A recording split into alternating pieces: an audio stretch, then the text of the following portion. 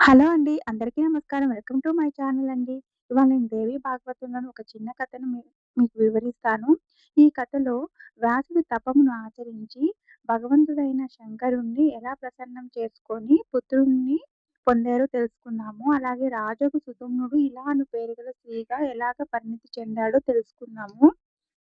ఇక్కడ ఈ కథలో ఋషులు మరియు సూత మహర్షి మధ్య సంభాషణ జరుగుతుందండి. ఋషులు సూత మహర్షిని ఈ విధంగా అడిగారు. వ్యాసుడు మిగుల తేజస్వి అని మీరు మొదలే చెప్పి ఉంటిరి. ఆయన సకల పురాణములను రచించి శుకదేవులకు బోధించిరి. ఎంతో తపమును ఆచరించిన ప్రభావముననే ఆయనకు సుఖదేవులు పుత్ర రూపమున ప్రాప్తించిరి. ఈ విషయమున వ్యాసుని ముఖారవిందము నుండి మీరు వినిన వృత్తాంతమంతయును విస్తృతముగా తెలిపి మమ్మల్ని కూడా అనుగ్రహింపుడు అని ఋషులు అడిగారు. సూతుడు ఈ విధంగా చెప్పారు. సుఖదేవుడు సాక్షాత్తు ఉన్నత శ్రేణికి చెందిన యోగి. సత్యవతి నందనుడైన వ్యాసునకు ఆయన ఎట్లు జన్మించునో తెలుపుదను వినుడు. ఒకానొక కాలం నాటి విషము భాగ్యశాలియకు వ్యాసుడు నాకు పుత్రుడు కలగవలన నిశ్చయముతో మేరు పర్వతం మీదకు వెళ్ళెను. అచట కఠినమైన తపమును ఆచరింపసాగెను. శక్తి ఉపాసన తప్పక జరగవలెను. శక్తిని పూజింపని వాడు జగత్తునందు నిందనీయుడగును.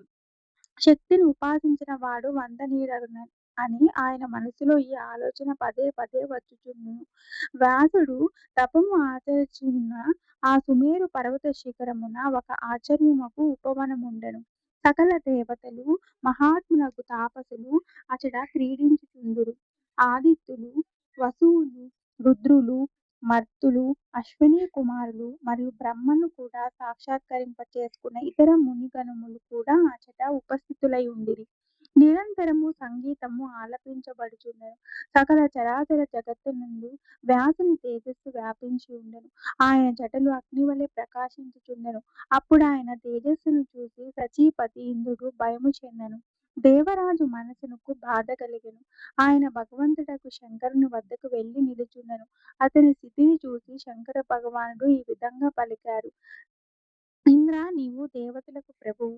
నేడెందుకు భయముతో భీతిల్లుచున్నావు? నీ మీద ఎట్టి విపత్తు విరుచుకుపడినది? తాపసుల మీద అసూయ చెందకూడదు. శక్తి సహిత ఉపాసనుడగు నేను ఇది తెలుసుకుంటుని. మునిగణములు తపస్సునందు లగ్నమైయుందురు. వారెట్టి పరిస్థితుల్లోనూ ఇతరులకు అపకారమునర్చరు. శంకరుడు ఇంద్రుడితో ఇట్లు పలకగా ఇంద్రుడు స్వామిని ఇట్లు ప్రశ్నించెను. వ్యాసుడు ఎందుకు తపమాచరిస్తున్నాడు? అతని మనసులో గల కోరిక ఎట్టిది? భగవంతుడగు శంకరుడు సమాధానం ఈ విధంగా చెప్పారు. పుత్రుని పొందుటకై కఠినమైన తపస్సు చేయుచున్నాడు. ఇప్పటికి 100 సంవత్సరములు పూర్తిగా వచ్చినవి.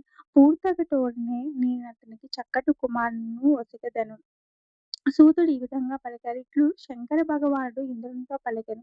తదుపరి జగద్గురగు శంకరుడు వ్యాసుని దగ్గరికి వెళ్ళి ఇట్లు వచించెను. వాసవి నందన వ్యాస, లెమ్ము.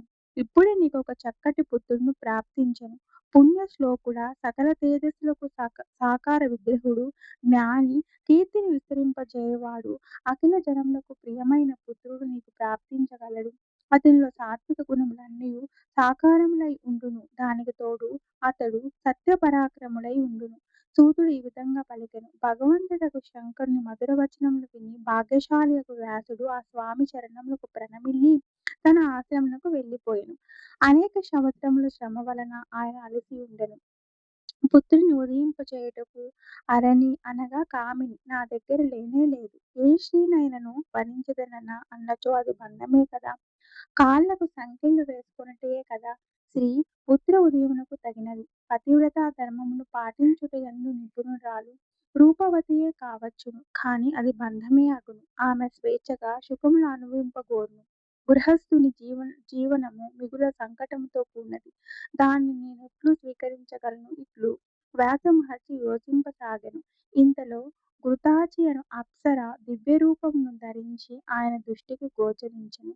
అప్పుడు ఆమె ముని సమీపమునే ఆకాశమునందు నిలబడి ఉండెను. అప్సరసలలో ఆమెకు సర్వోన్నత స్థానముండెను.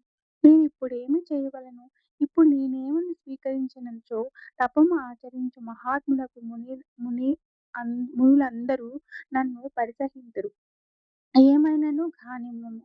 ఉత్తమ సుఖము నొసగునది గృహస్థాశ్రమే. ఈ ఆశ్రమం పుత్రుని నొసగునని స్వర్గమును చేకూర్చునని జ్ఞానోదయమై మోక్షమును కూడా ప్రసాదించునని పెద్దలు చెప్పుదురు.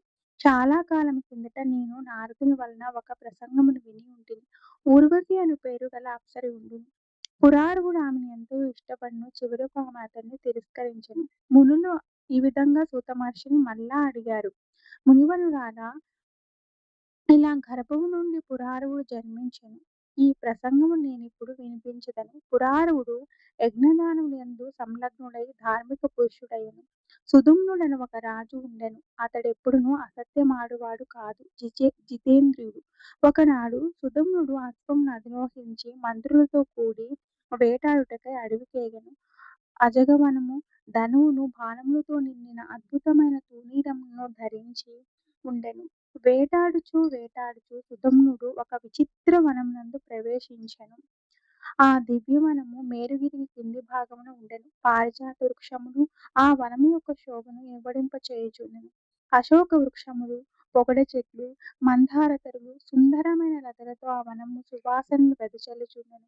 సాల, తమాల, చంపక, పనస, మామిడి, వేప, ఇప్ప మొదలగు వృక్షములతో వాసంతి మాధవీలత మండములతో నిండి ఉండెను. దానిమ్మ, కొబ్బరి, అరటి వృక్షములతో దాని శోభ ప్రవర్ధమానమగుచుండెను. అడవి మొల్ల, మాలతి, కుంద మొదలగు పూతీగలతో లతలతో కనులకు విందు చేయుచుండెను. అచట అనేకములగు హంసలు, కొంగలు విహరించుచుండెను. నిరంతరము వెదురు వృక్షముల ధ్వనులు వీణల విందు చేయుచుండెను. తుమ్మెదలు ఝూంకారములతో నినాదించుచుండెను. ఆ వనము అన్ని విధముల సౌఖ్యధాని అయి ఉండెను. సుధుమ్న మహారాజు ఆ వనమును చూసి మిగుల హర్షించెను.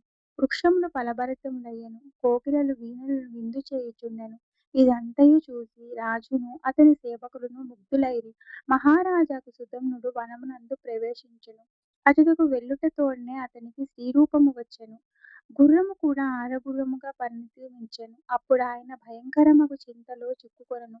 ఇప్పుడేమి జరుగును అని ఆలోచించెను. అతడు మిక్కిలి వ్యాకులతకు లోనయ్యెను. చింతాక్రాంతుడయి బాధపడుచుండెను.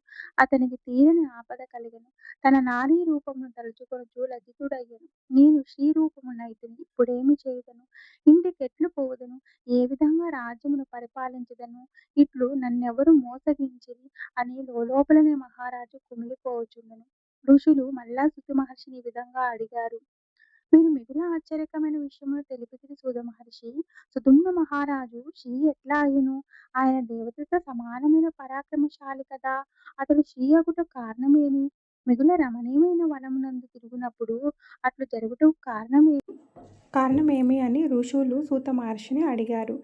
రేపటి భాగంలో సుధుమ్న మహారాజు ఏ విధంగా స్త్రీగా పరిణితి చెందాడో తెలుసుకుందాం. అలాగే పురారుడు ఎలా జన్మించాడో తెలుసుకుందాం. థ్యాంక్ యూ అండి.